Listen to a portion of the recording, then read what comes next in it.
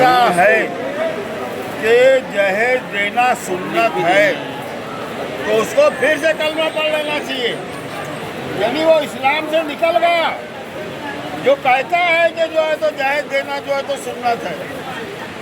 مولانا سجاد نعمانی صاحب کہتے ہیں کہ اس آسمان کے نیچے سب سے زیادہ ناجائز، منحوس اور حرام مال جو ہے تو جہیز کا مال ہے۔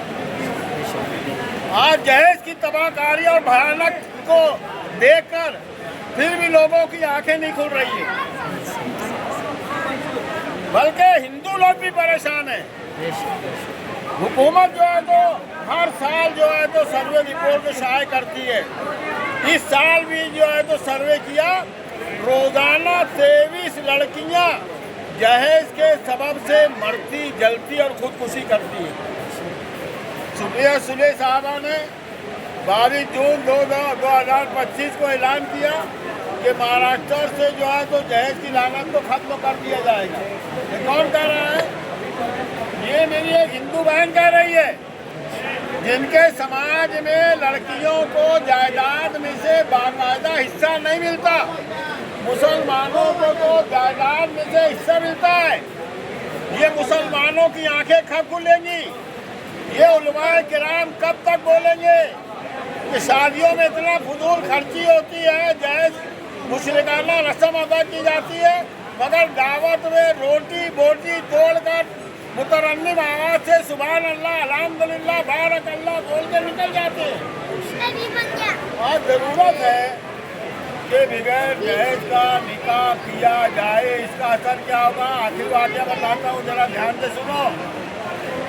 مولانا سجاد نعمانی صاحب جو ہے تو ایک مسلمان کی شادی میں گئے۔ وہ مسلمان غیر مسلموں کے محلے میں رہتا تھا، وہ غیر مسلموں کو بھی بلایا، اور جب اصل بات 5-6 لوگ جو ہے تو آئے، نکاح ہو گیا، مغرب بعد دلہن لے کر چلے گئے، تو 2 گریجویٹ غیر مسلم لڑکیاں دلہن کی ماں کے پاس آئے اور کہا کہ آنٹی، ہم نے تو نہیں دیکھا کہ دلہن کو جب رخصت دیے تو جہیز بھی دیے۔